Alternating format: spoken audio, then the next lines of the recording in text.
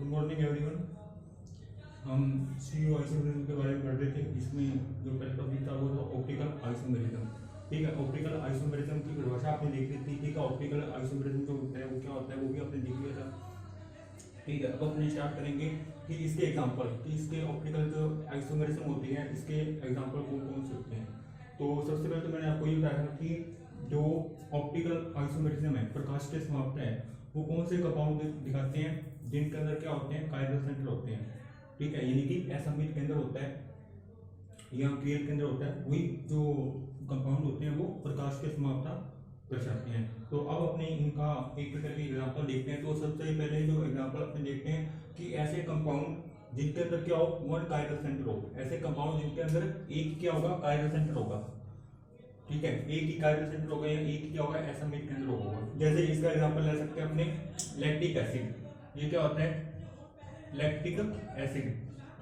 ठीक है, lactic acid की अगर अपने बात करते हैं, ये लैक्टिक एसिड का फॉर्मूला है। लैक्टिक एसिड के अंदर क्या होता है कि एक ही क्या होता है, ये कायरल सेंटर होता है। ठीक है, इस कायरल सेंटर की वजह से ये जो होता है वो क्या होता है, पूरा का पूरा अणु जो होता है वो क्या होता है, असमित होता है, अनसिमेट्रिकल होता है, जिसकी वजह से ये क्या दिखाता है, ये प्रकाश की समानता दिखाता है। जैसे इसके अगर अपने बनाए तो इसके जो होता है वो चार तरह के समावयवी बनते हैं। एक होता है डी। ठीक है, डी या इसको बोलते हैं पॉजिटिव। ठीक है, डी क्या होता है, डी आइसोमर क्या होता है कि जो इस लाइट को, यानी कि जो समतल ध्रुवित प्रकाश को क्या करेगा, क्लॉकवाइज दिशा में क्या करेगा, रोटेट करेगा, उसको अपने बोलते हैं डी।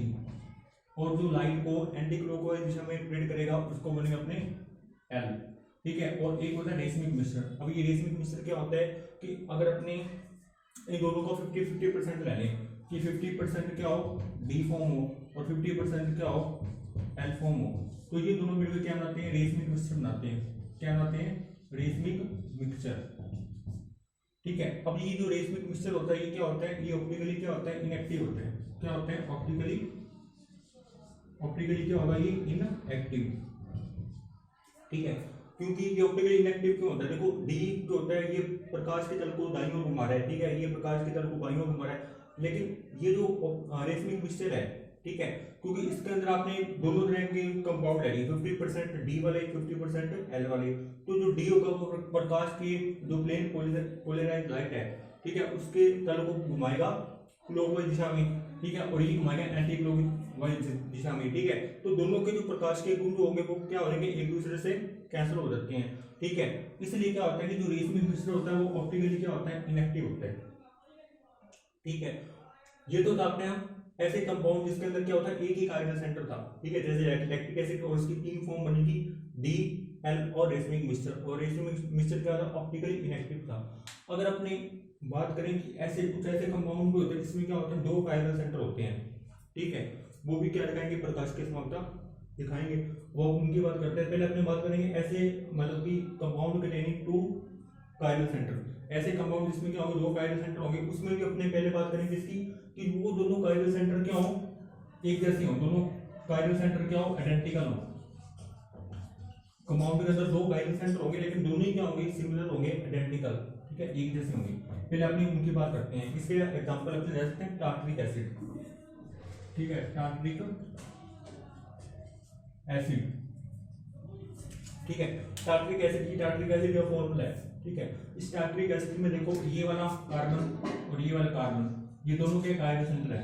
कायरल सेंटर वो सेंटर होते हैं जिसके चारों ग्रुप क्या होते हैं, जिसकी चारों कार्बन की चारों वैलेंसी पर क्या होते हैं, चारों ग्रुप क्या होते हैं, अलग अलग होते हैं। ठीक है, ये दोनों कायरल सेंटर हैं, तो दोनों ही क्या है, आइडेंटिकल है, यानी कि इनके साथ जुड़े हुए चारों ग्रुप क्या है, सेम है। जैसे यहाँ इस कायरल सेंटर के साथ यहाँ पे एच है, यहाँ OH है, यहाँ क्या है, एसिड है, वैसे ही इस कायरल सेंटर के साथ यहाँ COH है, यहाँ OH और यहाँ H है, यानी कि आइडेंटिकल ग्रुप है। ठीक है, अब ये इसके जो बनेंगे वो इसके चार तरह के मतलब कि चार तरह के रूपों में पाया जाता है, चार तरह की फॉर्म होती है।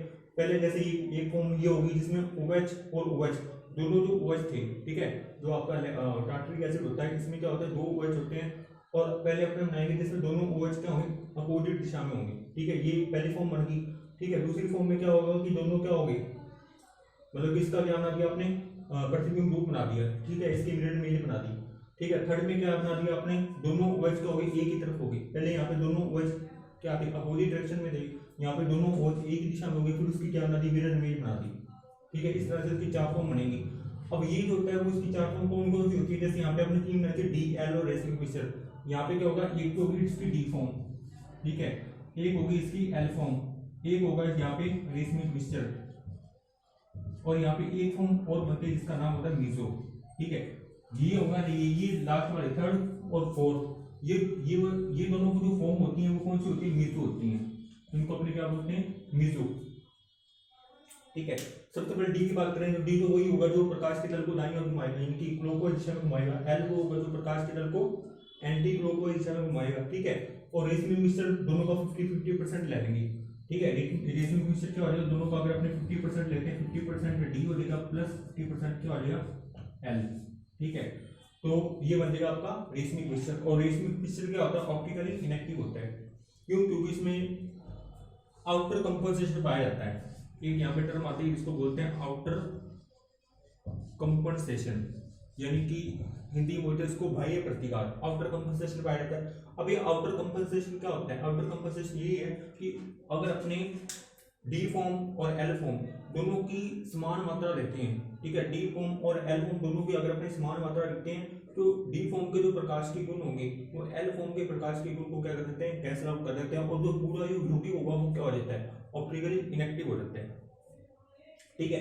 सेम यहाँ भी होगा, डी और एल क्या लेंगे, 50% लेंगे, ठीक है, और दोनों एक दूसरे के प्रकाश के गुण को क्या कर देंगे, कैंसिल आउट कर देंगे, और ये क्या हो जाएगा, ऑप्टिकली इनएक्टिव हो जाएगा। फिर अपने बात करते हैं मीजो की। अब ये मीजो फॉर्म क्या होती है, ये मैंने आपको पहले भी बताया था कि मीजो फॉर्म क्या होती है।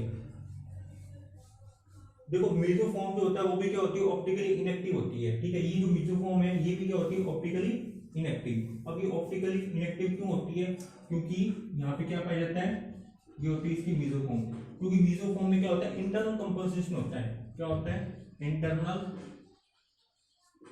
कंपनसेशन।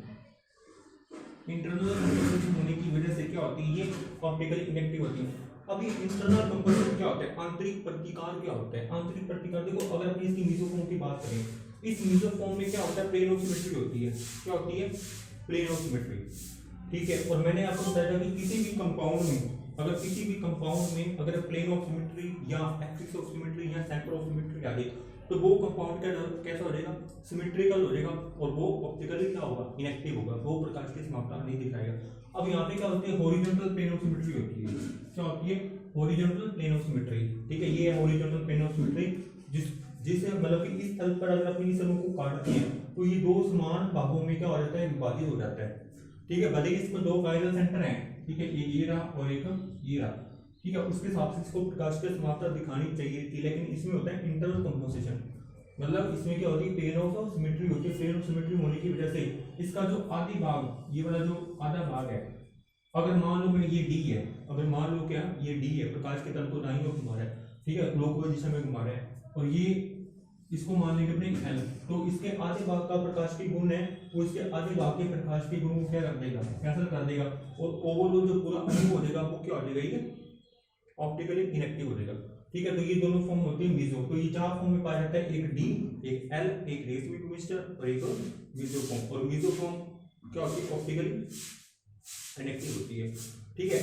अब रेसिमिक मिक्सचर और मीजो फॉर्म में डिफरेंस क्या होता है, देखो रेसिमिक मिक्सचर और मीजो फॉर्म की अगर अपनी बात करें तो रेसिमिक मिक्सचर तो क्या होता है कि अलग अलग दो कंपाउंड का क्या होता है, मिश्रण होता है, ठीक है।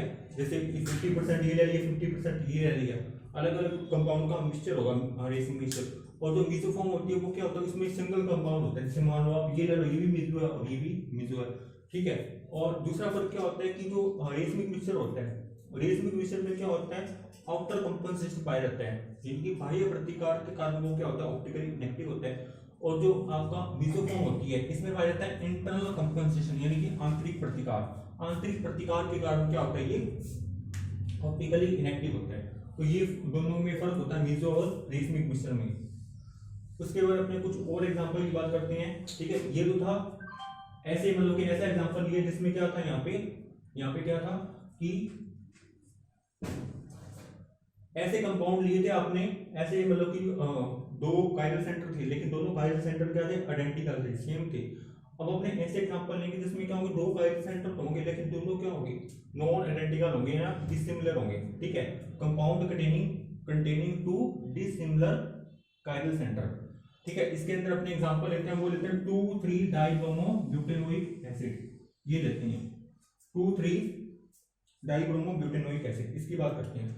अब अपने इसकी बात करेंगे, मैंने उसकी स्ट्रक्चर लिखी 2,3 डाइब्रोमो ब्यूटेनोइक एसिड की, ये इसकी स्ट्रक्चर होती है। ठीक है, इसमें क्या है, सबसे पहले तो मैंने क्या किया था, ब्रोमीन और ब्रोमीन, दोनों ब्रोमीन को एक ही साइड लिखा, फिर उसकी अगले में क्या बनाई, उसकी मिरर इमेज बना दी। ठीक है, ये कंपाउंड फर्स्ट, ये कंपाउंड सेकंड। उसके बाद मैंने क्या किया था, दोनों ब्रोमीन को अलग अलग लिखा था। ठीक है, और उसके बाद चौथे में उसकी क्या बना दी मैंने, मिरर इमेज बना दी। तो इस तरह से 4 कंपाउंड बन गई। देखो इसमें एक टर्म आती है यहाँ पे जिसको अपने बोलते हैं डाइस्टीरियोमर। ठीक है, डाइस्टीरियोमर। ठीक है, डाइस्टीरियोमर्स। अब ये डाइस्टीरियोमर्स किसे कहते हैं? ठीक है, एक होते हैं अनंशियोमर, एक होते हैं डाइस्टीरियोमर। देखो जो डाइस्टीरियोमर, यहाँ इसको हिंदी में बोलते हैं विब्रिन समावि। विब्रिन समावि क्या होते हैं कि ऐसे प्रकाश की समावि जो एक दूसरे के दर्पण प्रतिबिंब नहीं होती हैं, जो एक दूसरे के दर्पण प्रतिबिंब नहीं है, वो होते हैं विब्रिन समावि। और विब्रिन समावियों के जो प्रकाश की गुण है वो हम हमेशा क्या होते हैं, अलग अलग होते हैं। ठीक है, अगर अपने अनंशियोमर की बात करें, ठीक है, अगर अपने बात करें अनंशियोमर की, यानी कि प्रतिबिंब समावियों की, अनंशियोमर प्रतिबिंब समावि, इन दोनों में फर्क क्या होगा? देखो इन दोनों में फर्क क्या होता है, देखो इसके भौतिक और रासायनिक गुण अलग अलग होते हैं, इसके भी भौतिक और रासायनिक गुण क्या होते हैं, अलग अलग होते हैं। ठीक है, अब इसके जो प्रकाश के गुण है वो भी क्या होते हैं, अलग अलग होते हैं। लेकिन इसके जो अनंशियोमर है, इसके प्रकाश के गुण जो होते हैं वो अलग अलग भी हो सकते हैं और सेम भी हो सकते हैं। तो अपने बात करते हैं 2,3 डाइब्रोमो ब्यूटेनोइक एसिड की। अब देखो इसके अगर आइसोमर बनेंगे तो इससे 6 आइसोमर बनते हैं। कितने आइसोमर बनते हैं? 6। अब 6 कैसे बनेंगे? तो 4 तो आपने बनाई ली है। ठीक है, 1 2 3 4। ठीक है, अब देखो ये दोनों 1 और 2, ये दोनों क्या होते हैं एक दूसरे के, ये दोनों क्या होते हैं एक दूसरे के एनेंशियोमर होते हैं। क्या होते हैं? एक दूसरे के एनेंशियोमर, यानी कि प्रतिबिंब रूप। 3rd और 4th ये दोनों क्या होते हैं एक दूसरे के एनेंशियोमर, ये भी क्या होते हैं एक दूसरे के प्रतिबिंब रूप। ठीक है, 1st 2nd एनेंशियोमर है और 3rd 4th क्या एनेंशियोमर है। और डाइस्टीरियोमर की बात करूं तो डाइस्टीरियोमर वो कंपाउंड होते हैं, वो समावि होते हैं जो एक दूसरे के प्रतिबिंब रूप नहीं होते हैं। जैसे अगर अपने बात करें 1st और 3rd की, ठीक है, ये जो 1st है और ये 3rd है, ठीक है, 1st और 3rd ये दोनों क्या होंगे एक दूसरे के 1st और 3rd, ये देखो 1st और 3rd, और उसके बाद है 2nd और 4th। ठीक है, ये एक दूसरे के प्रतिबिंब समावि नहीं है। देखो ये और ये एक दूसरे का प्रतिबिंब समावि नहीं है, ये और ये एक दूसरे का प्रतिबिंब समावि नहीं है, तो मतलब कि ये क्या होगा फिर डाइस्टीरियोमर। इनको अपने क्या बोलेंगे? डाइस्टीरियोमर। और डाइस्टीरियोमर 2 तरह के होते हैं, एक होते हैं एरिथ्रो और एक होते हैं थ्रियो। ठीक है, एक होते हैं एरिथ्रो और एक होते हैं थ्रियो। ठीक है, एरिथ्रो कौन से होंगे? एरिथ्रो वो होंगे जिसमें सेम ग्रुप क्या होंगे, सेम तरफ होंगे। जैसे ब्रोमीन ब्रोमीन क्या है, ठीक है, एक ही तरफ है, तो इन दोनों को बोलेंगे एरिथ्रो पेयर। ठीक है, एरिथ्रो युग्म। और जिसमें क्या होंगे, दोनों सेम ग्रुप क्या होंगे, अपोजिट डायरेक्शन में होंगे, उनको बोलेंगे अपनी थ्रियो युग्म, थ्रियो पेयर बोलेंगे। ठीक है, अब देखें अगर अपने इसकी इसकी आइसोमर देखें तो इसके 6 आइसोमर बन गए, 1st 2nd 3rd 4th, और 2 इसके बनेंगे डाइस्टीरियोमर। ठीक है, 2 बनेंगे डाइस्टीरियोमर, 1st और 3rd क्या होगा, डाइस्टीरियोमर होगा, और 2nd और 4th क्या होगा, डाइस्टीरियोमर होगा। और डाइस्टीरियोमर जो होते हैं वो क्या होते हैं, ऑप्टिकली क्या होते हैं, इनएक्टिव, क्योंकि इसके प्रकाश के गुण और इसके प्रकाश के गुण क्या होंगे, अलग अलग होंगे। इसके प्रकाश की गुण और इसके प्रकाश की गुण क्या होंगे, अलग अलग होंगे। ठीक है, तो डाइस्टीरियोमर क्या होंगे, ऑप्टिकली इनएक्टिव होंगे। ठीक है, फिर अपने एक फॉर्मूला देखते हैं। ठीक है, मान लो कि आपके पास एक फॉर्मूला है कि आपके कोई भी कंपाउंड दे दिया आपको और उसमें पूछे कि उसकी ऑप्टिकल एक्टिव फॉर्म कितनी बनेगी। ठीक है, कोई भी आपको कंपाउंड दे ले और उसके बाद पूछे कि इसकी ऑप्टिकली एक्टिव फॉर्म है वो कितनी बनेगी। ठीक है, तो इसका फॉर्मूला होता है 2 की पावर n। ठीक है, यहाँ पे जो n होता है वो क्या होता है, नंबर ऑफ, यहाँ पे n क्या होगा, नंबर ऑफ कायरल सेंटर। ठीक है, नंबर ऑफ कायरल सेंटर, उस कंपाउंड के अंदर कितने कायरल सेंटर हैं। बस ये फॉर्मूला अप्लाई कब होगा, ये फॉर्मूला तभी अप्लाई होगा जब क्या होगा, कि कंपाउंड के अंदर दोनों कायरल सेंटर क्या हो, नॉन आइडेंटिकल हो, यानी कि डिसिमिलर हो। सिमिलर होंगे फिर ये फॉर्मूला अप्लाई नहीं होगा, जब डिसिमिलर होंगे यहाँ, ठीक है, तो यहाँ ये अप्लाई हो सकता है। तो यहाँ भी इसकी ऑप्टिकल, अगर अपने इस कंपाउंड की बात करें 2,3 डाइब्रोमो ब्यूटेनोइक एसिड, इसकी ऑप्टिकल एक्टिव फॉर्म कितनी होगी, तो इस फॉर्मूले से निकाल सकते हैं। ठीक है, कायरल सेंटर कितनी है इसमें, 1 और 2। ठीक है, ये दोनों क्या होते हैं, कायरल सेंटर। 2 की पावर 2 कितना हो जाएगा 4, यानी कि इसकी ऑप्टिकल एक्टिव फॉर्म कितनी होगी 4 होगी। लेकिन इसके जो टोटल आइसोमर बनेंगे वो क्या होंगे 6 बनेंगे। 6 कैसे बनेंगे 1 2 3 4, तो ये जो एक दूसरे के एनेंशियोमर है और फर्स्ट और थर्ड और सेकंड और फोर्थ ये दोनों क्या होते हैं डायस्टेरियोमर होते हैं एक दूसरे के। तो 4 ये और 2 बनेंगे इसके डायस्टेरियोमर जो कि ऑप्टिकल एक्टिव नहीं होते हैं, क्या होते हैं ऑप्टिकल इनएक्टिव होते हैं। ठीक है, तो ये थी आपकी ऑप्टिकल आइसोमेरिज्म। ठीक है, ऑप्टिकल आइसोमेरिज्म उसकी परिभाषा और उसके बारे में बताया था कि होती क्या है और कौन कौन सी कंपाउंड है वो ऑप्टिकल आइसोमेरिज्म दिखाएंगे। उसके बाद है ये कुछ मैंने एग्जांपल लिखे हैं कि सबसे पहले जिसमें एक कायरल सेंटर होगा, फिर 2 कायरल सेंटर होंगे दोनों सेम होंगे, फिर 2 कायरल सेंटर होंगे दोनों अलग अलग होंगे, और डायस्टेरियोमर और एनेंशियोमर दोनों में डिफरेंस बता दिया। तो आज के लिए इतना ही, थैंक यू वेरी मच।